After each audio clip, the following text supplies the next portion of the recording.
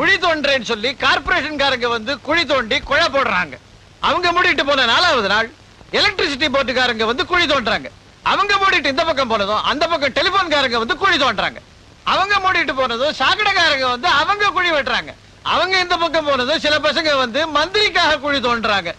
ஏண்டா இந்த மாதிரி குழி தோன்றீங்கன்னு கேட்டா மந்திரி வர போறாரு, செடி நட போறாரு, கொடி நட போறாருன்றாங்க.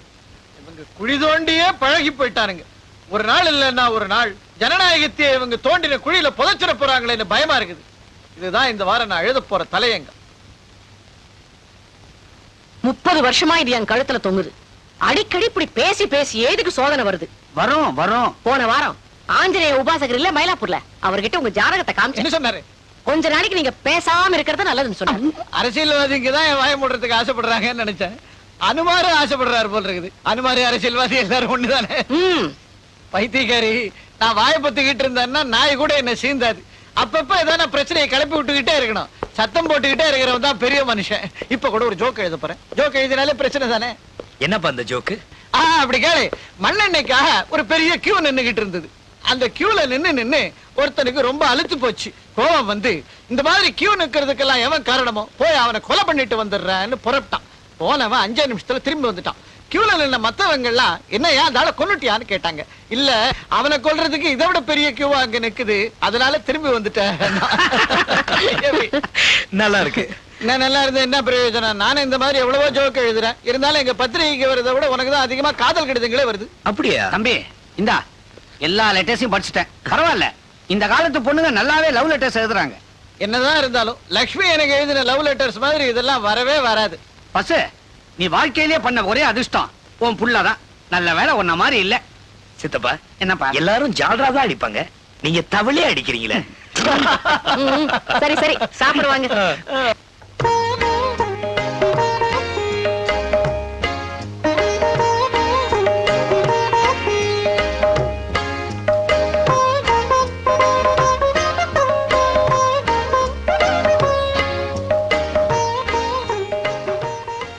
யார் இந்த போட்டோல இருக்கிற பொண்ணு? ரொம்ப அழகா இருக்காளே. தன்னை விட ஒருத்தி அழகா இருக்கான்னு உங்க அம்மா இப்பதான் முதல் தடவை ஒத்துக்கிட்டு இருக்கா. யாரு அந்த பொண்ணு? பொண்ணா இவ? கண்ணா, இந்த காலத்து பொண்ணுங்கள்லாம் ஒரு டைப்பா ட்ரெஸ் பண்ணிக்கும். அதனால பொண்ணா ஆனா இல்ல ரெண்டும் கட்டானான்னு குழம்பிடக்கூடாது. இவ பொண்ணே தான். எடுத்தது ஏன் கேமரா வாச்சே. அம்மா, இவ என்ன பல பேர் முன்னாடி இன்சல்ட் பண்ணிட்டா. என்னடா சொன்னா? இது வேற யாருக்கும் சொந்தமாக போற உடம்பு. அந்த ஒருத்தன் தொடர வரைக்கும் வேற யாரும் தொடாம பாத்துக்கிறதுக்கு பேர் தான் கற்பு பண்புங்கிறது.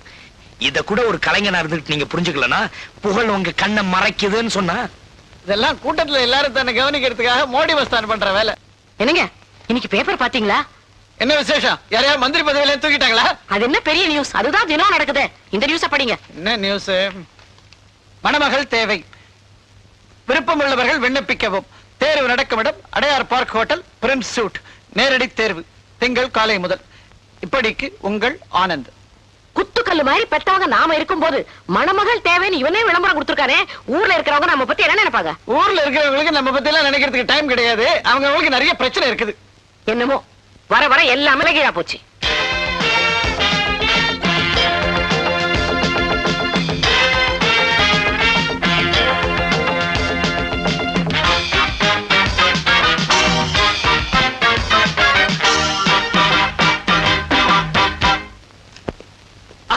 சித்தப்பா எந்திரிங்க. அப்பா, நீ சுத்துனதுல உடம்பு நகர புரியல. ஆமா, என்ன குதூகலமா இருக்கிற? காதல் கை கூடிடுச்சா? பார்த்தாச்சு, பாடியாச்சு, ஒருத்தர் புரிஞ்சுக்கிட்டாச்சு. Very good. 2 பேரும் சேர்ந்து குட்டிச்சோரா போறதுன்னு தீர்மானம் பண்ணிட்டீங்க. இதுல மத்தவங்களுக்கு இன்டர்ஃபியர் பண்ண ரைட் கிடையாது. ஒரே ஒரு சின்ன அட்வைஸ், எவ்வளவுதான் எதிர்ப்பு வந்தாலும் ஊழல் மாதிரி ஸ்டடியா நிலைச்சு நிக்கணும். ஆனந்த், லதா ஒரு நாளைக்கு நம்ம வீட்டுக்கு கூட்டிட்டு வந்து எங்களை அறிமுகப்படுத்தி வைடா. ஓகே, நல்ல ஃபேமிலி. ஏயா என் பின்னாடி சுத்தி என் உயிர் இப்படி வாங்குற? என் உயிரே நீதானே, அதனாலதான் உன் பின்னாடியே சுத்திட்டு இருக்கேன். யோ, முன்ன பின்ன தெரியாதவனா எப்படியா காதலிக்கிறது? இது முன்ன இது பின்ன. சரியா பார்க்காதது உன்னுடைய தப்பு. கஷ்டம். உன்னை பார்த்தா எனக்கு காதல் வரல. எனக்கு கண்ணா பின்னான்னு வருதே. யோ, என்னையா உன்னோட பெரிய தொந்தரவா போச்சு? ஆமா, நான் யார் தெரியுமா? நல்லா தெரியுமே, நீ ஒரு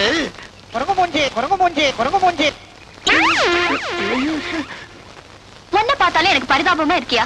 சரியா, நான் உன்னை கல்யாணம் பண்ணிக்கிறேன்னு வச்சுக்க. உன்னால எனக்கு வாழ்க்கையில என்ன தர முடியும்? உனக்கு நான் தரக்கூடியதெல்லாம் தெருப்படி தெருப்படி தெருப்படி. யோ, இந்த தமாஷல வேணாம். நான் சீரியஸா கேக்குறேன். என் அழகுல மயங்கி தானே நீ என்ன காதலிக்கிற? இந்த பாரு, மத்தவங்க மாதிரி போய் சொல்லி நீ பாக்குறதுக்கு ஸ்ரீதேவி மாதிரி இருக்கல நான் சொல்ல போறது இல்ல. என்ன பொறுத்த வரைக்கும் நீ ஒரு மூதேவி மூதேவி மூதேவி. எங்க இருந்தது? யோ, நானும் பாக்குறேன். வந்ததுல நீ என்ன திட்டிக்கிட்டே இருக்க. சத்தியமா நான் ஒண்ணு சொல்லமா? அடிச்சு சும்மா இருயா. ஓ மூஞ்சிக்கு உன் கூட பாக்கல வந்து பேசிக்கிட்டு இருக்க பாரு. நான் ஒரு முட்டாள் முட்டாள் முட்டாள்.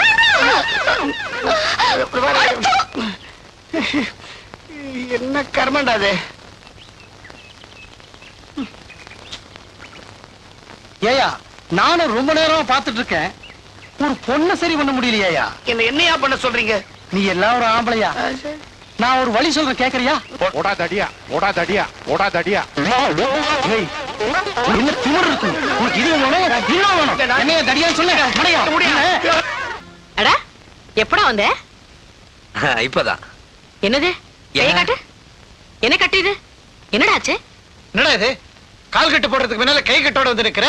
சும்மா இரு பசு. அப்பா, எனக்கு எப்படி அடிபட்டதுன்னு கேட்கவே இல்லையே. நீ என்ன அரசியல் ரீதியாக அடி வாங்கி இருக்க போற? அந்த பொண்ணு லதா கிட்ட யாராவது ரவுடி பசங்க கெலட்டா பண்ணிருப்பானுங்க. நீ போய் அந்த ரவுடிங்களை அடிச்சிருப்ப, அவங்க பதிலுக்கு ஒன்னு அடிச்சிருப்பாங்க. இதானே? டாட், எனக்கு அடிபட்டு ரத்தம் வந்ததும் லத்தா துடிச்சிட்டா, தாங்கையும் குளிச்சுக்கிட்டா. அது இல்ல பொண்ணு. உனக்கு ஒரு கஷ்டம் வந்தா உடனே அந்த கஷ்டத்தை தானே வரவழைச்சுக்கிறாளே, அவ பொண்ணு. இவ்வளவு இருக்காளே. அன்னைக்கு ஒரு நாள் பிளேடால நான் கையை கீறிக்கிட்டேன், ரத்தமா இவ வந்து பிளேடு சரியா இருக்கா, உடைஞ்சு போச்சான்னு பாக்குறா. இது என்ன பெரிய விஷயம்? நான் கூட தான் தம்பிக்கு ஏதாவது உதவி தேவைன்னா மாங்கு மாங்குன்னு செய்வேன். அப்படியா? அவசரமா எனக்கு இது வருது, எனக்காக நீங்க போறீங்களா? வாயை வச்சுக்கிட்டு சும்மா இருக்க வேண்டியது தானே. இதெல்லாம் வாங்கி கேட்டுக்கணும்னு உனக்கு அவசியமா? போய் நம்ம டாக்டருக்கு போன் பண்ணி ஒரு நல்ல டாக்டர் அனுப்பிச்சா. அதெல்லாம் ஒண்ணு வேணாம், எனக்கு எல்லாம் சரியாயிடும். தம்பி, லெட்டருக்கு நடுவுல எனக்கு ஏதாவது மணி ஆர்டர் வந்திருக்குதா பாரு. ஐய பரதேசி சித்தப்பா. வேணும் உனக்கு. என்ன குடும்பமே எதுக்குது? கிங்கினி கிங்கினி கிணி கிணி கிணி கிங்கினி கிணி கிணி கிணி கிணி கிணி கிணி கிணி கிணி கிணி. அட, இப்படி ஐஸ்கிரீம் விக்கிற மாதிரி கத்திக்கிட்டே வர. என்னமா பண்ண சொல்ற? எல்லாம் உன் மேல ஒரு காதல் தான். காதல் தெய்வத்தை மணி அடிச்சு கூப்பிடுறேன், இது தப்பா? காதலா? மூஞ்சிக்கு காதல் ஒரு கேடா? இங்கதான் நீ தப்பு பண்ற. ஒரு பொண்ண ஒரு ஆண் காதலிக்கிறதுக்கு மூஞ்சி மட்டும் இருந்தா போறாது, வேற 2 விஷயங்கள் வேணும். ஒண்ணு நெஞ்சு, இன்னொன்னு முயற்சி. யோ, உனக்கு காதலன்னு சொல்லிக்கிற அளவுக்கு உனக்கு என்னையா தகுதி இருக்கு? கல்யாணம் படிக்கிறவன் நல்ல புத்திசாலியா இருக்கணும்னு ஆசைப்படுற. இதுக்கு என்ன சொல்ற நீ? வேற என்ன சொல்ல முடியும்? நீ கரெக்டான இருக்கிற. என்ன விட ஒரு அறிவு ஜீவி இந்த உலகத்துல ஒரு கிடைக்குமா? ஆமா, சும்மா எனக்கு அறிவு இருக்கான்னு கேட்டுட்டு இருக்கிறிய, உனக்கு அறிவு இருக்கான்னு நான் டெஸ்ட் பண்ணட்டுமா? சேலஞ்ச். நல்லா கவனி. உயிருக்கு உயிரா நேசிக்க பிக்னிக் போயிட்டு இருந்தாங்க. திடீர்னு அந்த காதலனை பார்த்து, கண்ணே எனக்கு இமீடியட்டா ஒரு பழம் வேணும்ட்டான். பழம் வாங்கணும்னா அந்த காதல கிட்டத்தட்ட 10 மைல் ஓடி ஆகணும், அங்கதான் கடை இருக்குது. ஆனா அவன் தயங்கலையே. அந்த காதலிக்காக ஓடினான் ஓடினான், பழக்கடையின் வாசலுக்கே ஓடினான். ஆனா அங்க போனப்புறம் தான் அந்த மடையனுக்கு தெரிய வந்தது, அவகிட்ட என்ன பழம் கேட்க மறந்துட்டான். யோசிச்சு பார், வாங்காம அவனால போக முடியாது. 10 மைல் ஓடி வந்திருக்கான். இந்த நிலைமையில அந்த காதலன் என்ன வாங்கி இருப்பான் தெரியலையே. 10 மைல் ஓடி வந்துட மூச்சு வாங்கி இருப்பான்.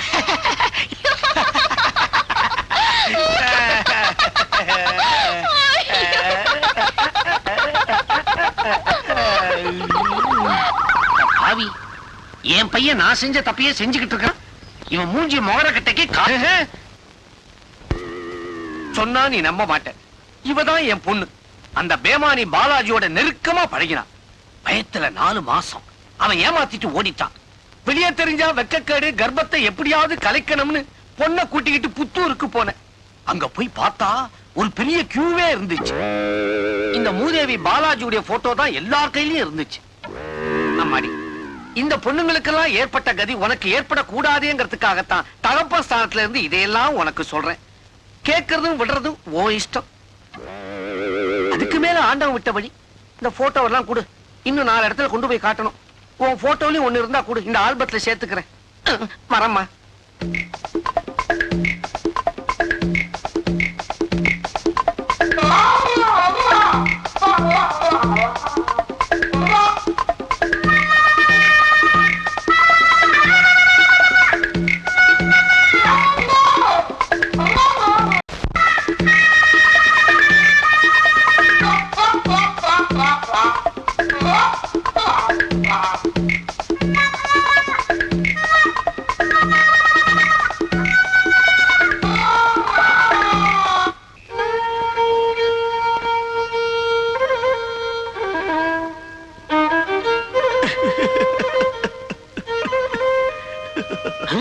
ஐயே, 4 நாளா நை நை நைன்னு ஒரே தொல்லை. யாரா அவன்? அவன் இவன் என்ற ஏகவச்சனம் வேண்டாம். பிரபல வயலின் வித்வான், ரேடியோல ரெகுலரா வாசிக்கிறவர். பீகாரில் வெள்ளம்ல இருந்து பெரிய மனுஷன் சாவு வரைக்கும் இவர்தான் வாசிக்கிறது. இங்க யாரா செத்தா? என் காதலியே சாகடிச்சிட்டியே. இனிமே என் வாழ்க்கையில சந்தோஷமே இருக்க கூடாது. எங்கும் சோகம், எதிலும் சோகம். அதனால்தான் மாசம் 500 ரூபாய் சம்பளத்துல இவரை கூடவே வச்சிருக்கேன். 500 ரூபாயா? அது நீதான் கொடுக்க போற. அப்படியா? கூட 50 ரூபாய் போட்டு தரேன். உன்னை பெத்த சோகத்துக்கு சேர்த்து வாசிக்க சொல்லு. காதல்ல தோல்வியா? மூஞ்சி மோவர கட்டைய பாரு. அங்க அந்த ஆனந்தோட காதலை ஆதரிச்சு ஜால்ரா தட்டுற. ஆனா இங்க இங்க இங்க இந்த பாலாஜியோட காதலியே அழிக்கிறியே. அறிவு கட்டவன, பெரிய இடத்தை ஆதரிச்சா கௌரவம் கிடைக்கும், உன்னை ஆதரிச்சா அவமானம் தான் கிடைக்கும். நீ மட்டும் எப்படி? எங்க அம்மாவை எப்படி கட்டிக்கிட்ட?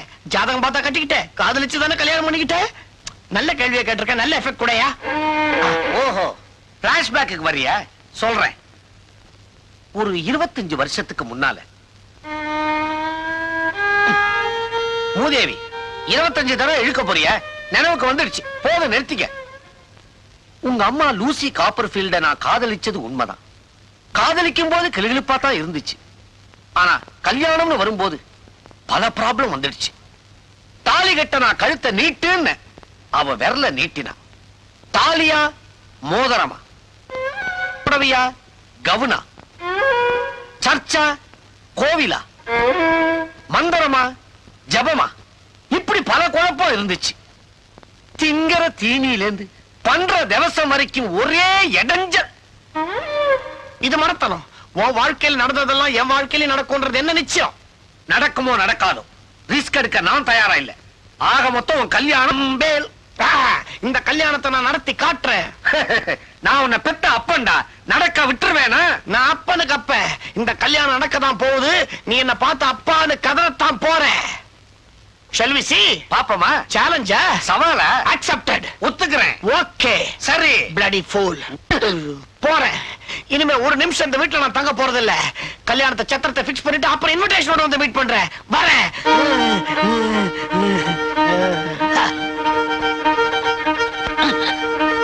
அண்ணே, கொஞ்சம் அதை இப்படி கொடுக்குறீங்களா? ஓடுறா. டேய், இன்ஜின்ல என்னடா ப்ராப்ளம்?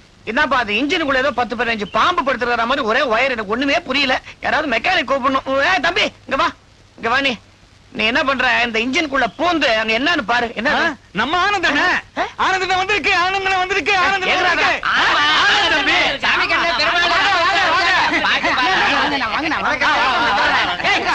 சத்தம் போடாதீங்க, சும்மா இருங்க, சும்மா இருங்கப்பா. ஆனந்த் சார், எங்க பேட்டையில 10 ஜோடிகளுக்கு இலவசமா திருமணம் நடத்துறோம். வந்தது வந்தீங்க, உங்க தலைமையில நடத்தி கொடுத்துருங்க.